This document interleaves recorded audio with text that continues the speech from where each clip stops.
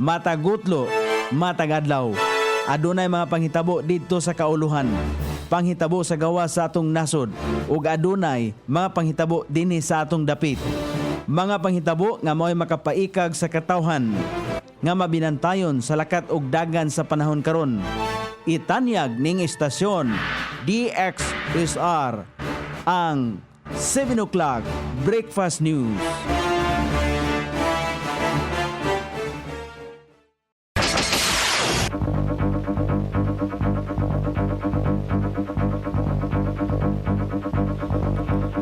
Igala, kumusta? May buntag Iligan, may buntag Mindanao, may buntag Pilipinas. Adlaw nga Martes, Pitsa 24 ni buwan sa Disyembre ning tuiga 2024.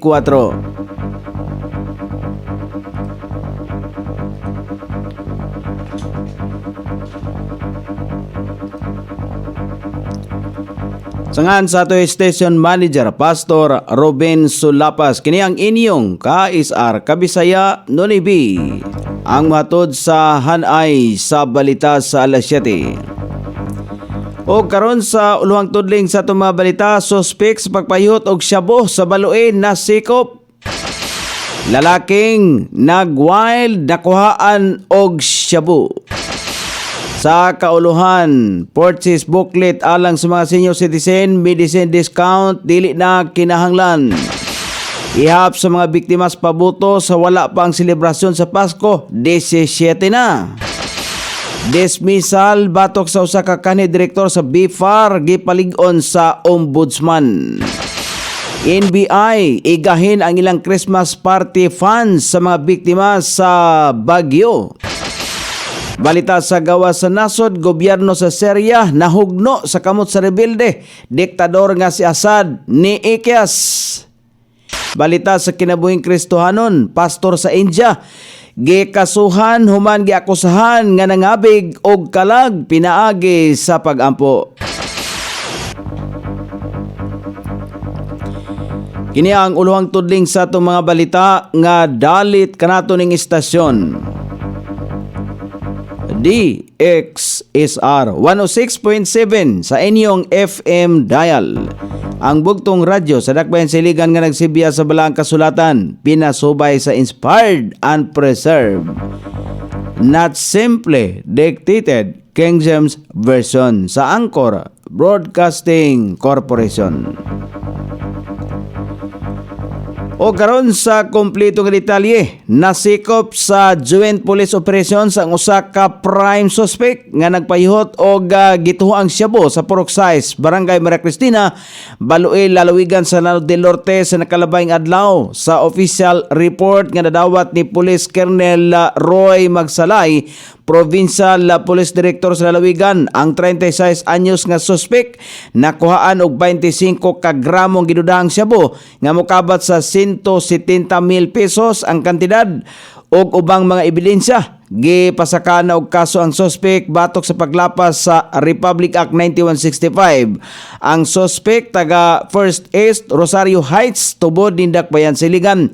Gidaig ni Police Colonel Magsalay ang walay puas nga kakugis kapulisan sa pagpakgang sa pagpayuhot sa ginadiling droga. Girespondihan sa kapulisan ang nag-wild nga lalaki sa Purok 2, Green Valley, Barangay Hinaplanon. Sakop ni Dakbayan Siligan sa nakalabayng gabi, nakuha nila gikan sa suspect ang usa ka hunting knife ug tulo ka medium size sachet nga gituang shabu. Giangkon sa suspect ang nakuha gikan kaniya, nasayran nga ex-convict ang suspect. Kasuhan ang suspect sa paglapas sa Republic Act 9165 o Comprehensive Dangerous Drugs Act of og Batas Pambansa 6 tungod sa pagdala niini og kutsilyo. O karon balita sa kauluhan gianunsyo sa ni Department of Health Secretary Ted Herbosa nga gipirmahan na niya ang usa ka bagong administrative order sa ahensya aron tangtangon ang panginahanglan sa purchase sa booklet alang sa mga senior citizen nga mogamit sa ila ang diskwento sa mga tambal pinasubay sa Expanded Senior Citizens Act of 2010. Gitangtang sa DOH ang Administrative Order number 2024-0017 ang panginahanglan alang sa senior citizen nga magpakita og purchase booklet sa mga butika nga kanhi lakip sa valid ID o resita sa doktor aron makakuha og diskwento. Sumala pa sa kalihim isip usa-usab ka senior citizen nasayran niyang malisod ang kanunay pagtangkel og purchase booklet. Giklaro pa sa opisyal nga kinahanglan sa mga tigulang ang diskwento sa ilang mga tambal ug angay nga dali ra kini makuha. Gipadayag usab sa kalihim nga ang naasoyng lakang mao ang isip regalo usab karong Pasko alang sa kaginhawaan og mas abot kayang mga tambal alang sa tanang senior citizen. Mokabat na sa 17 ang kaso sa firework-related injuries nga nataho sa Departamento sa Panglawas gikan sa Disyembre 22 hangtod sa 23 kon kagapong adlaw sa wala pa ang selebrasyon sa Pasko ning karong tuiga. Sa usa ka statement gikataho sa ahensya nga natala ang mga kaso gikan sa 62 ka Sentinel Hospitals nga gibantayan sa Departamento sa Panglawas. Sa naasoy mga kaso ang 16 niini mga kalalakinan nga nagpangindaron og 19 paubos samtang usa ka babaeng biktima anaa sa 20 anyos pataas. Anaa sa 88% nga kaso ang dala sa illegal nga pabuto nga kasagaran mao ang buga. Mas mitaas usab ang nabiktima sa pabuto sa nasangpit nga period sa 113% kumpara sa unom ka kasong natala sa susamang panahon niadtong 2023. Kalabot ini subling nagpahimangno ang Departamento sa Panglawas ngadto sa publiko nga likayan ang paggamit og bisan unsang klase nga pabuto ug luyo niini mas maayo mo gamit na lamang og mga alternatibong pagsaba-saba sama sa tambol, turotot o uban pa. Bisan pa nini gidid-an usab ang mga bata sa pagpabuto, mahimo usab nga tawagan ang National Emergency Hotline sa numero 911 og 1555 alang sa DOH hotline kung ugaling manginahanglan og panabang. Gipaligon sa Office of the Ombudsman ang nauna niining desisyon nga i-dismiss sa iyang trabaho si kanhi Bureau of Fisheries and Aquatic Resources BFAR Director Demosthenes Escuto alang sa kasong grave misconduct. Base sa 8 ka pahinang desisyon sa Ombudsman, gibasura niini ang mosyon sa kampo ni Escuto nga irekonsiderar ang nahaunang desisyon nga nag-ingong siya ang guilty sa pagsupak sa Anti-Graft and Corrupt Practices Act o grave misconduct. Tungod nini unang gimando sa Anti-Graft Court nga tangtangon sa serbisyo sa Escuto og laing duha pa ka opisyal. Ang kaso nini adunay kalambigitan sa vessel monitoring system sa ahensya nga nagkantidad og 2.1 bilyones pesos nga gikontrata niadtong 2018. Sumala pa sa Ombudsman, tin-aw nga naghatag og pabor si Escuto sa duha ka kontratista sa SRT France og SRT UK samtang siya ang anaa sa pwesto. Sa mosyon nga gipasaka sa kampo ni kanhi opisyal, gisulti nini nga adunay kapakyasan nga pamatud-an nga konsabo sa kaubang duha pa kasusamang akusado. Gipasigarbo sa National Bureau of Investigation ang ilang nahimong lakang nga i-donate na lamang sa mga biktima sa bagyo ang pondo alang unta sa ilang Christmas party. Sumala pa sa NBI, mas maayo nga mapahimuslan kinis kadaghanan kaysa ilahang lumalabay nga kalipay.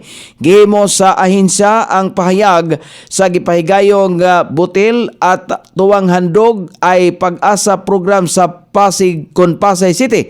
Nangulo sa paghatag og bugas og mga dulaan si NBI Director Jaime Santiago sa DSWD nga natahasan usab nga pag-atiman kon mag-atiman sa nasong donasyon sa mga biktima sa niaging bagyo sa nasod. Gihatagan og katinawan ni Santiago nga sila ang niduyog sa tanang mga katawhang Pilipinon ilabi na sa panahon sa kalamidad. Ang naasong Christmas party ang pagkahimuon unta sa PICC. Sumala pa kang Santiago ang ilahang lakang ang pinasubay usab sa panawagan ni Presidente Bongbong Marcos nga himuong simple ang mga Christmas parties karon tungod sa mga kalamidad nga miigo sa dinhi sa nasod. O karon sa balita sa gawas sa nasod, nahulog sa kamot sa mga rebelde ang kasamtangang gobyerno sa nasod sa Syria human nga niikyas si Bashar Assad ang kanhi diktador sa nasod. Tungod nini nagpagawas kon pagawas ang mga binilanggo o malampuson nga napapahawa ang impluensya sa pamilyang Assad nga nagdumala sa nasod sulod na 50 ka tuig. May numduman nga naglingkod si Bashar Assad sa katungdanan sugod pa kaniadtong tuig 2000.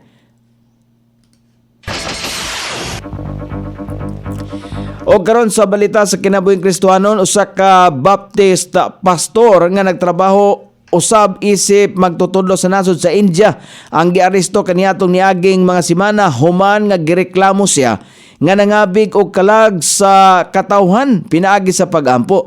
Sumala pa sa balaod sa Assam State ang pag-pangayo sa adunay mga sakit pinagi sa pagampo usa ka illegal nga binuhatan. Apan ang katuyuan sa naasong balaod dili ang pagsunod sa science-based health protection apan pamaagi sa lugar aron nga mapugnan ang pagkatag sa mga Kristiyanong tinuan.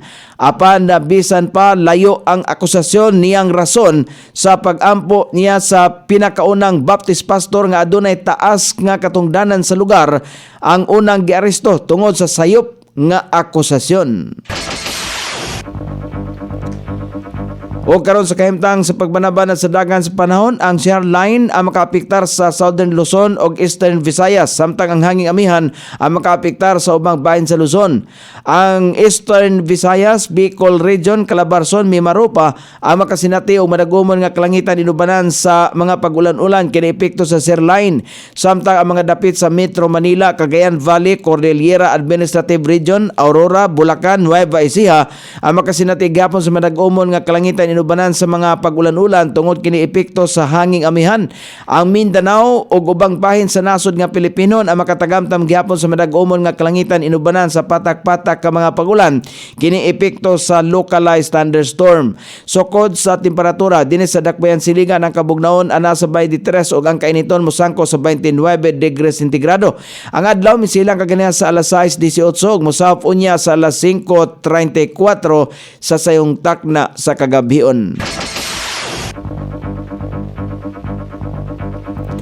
Inyong nabati ang kinatibuk ang hanay sa balita sa alas 7 nga dalit kanato ning istasyon. DXSR 106.7 sa inyong FM dial. Ang bugtong radyo sa dakbayan siligan nga nagsibya sa balang kasulatan, pinasubay sa inspired and preserved, not simply dictated King James Version sa Anchor Broadcasting Corporation. Sangan sa tiksuat sa atong balitang internasyonal ug sa kinabuhing Kristiyanon, Pitjan sa balita lokal Coney Island. Sa ato station manager Pastor Robin Solapas, kini ang inyong KSR Kabisaya Nunay B. Magpasalamat ug mingon. Mayong buntag, Iligan.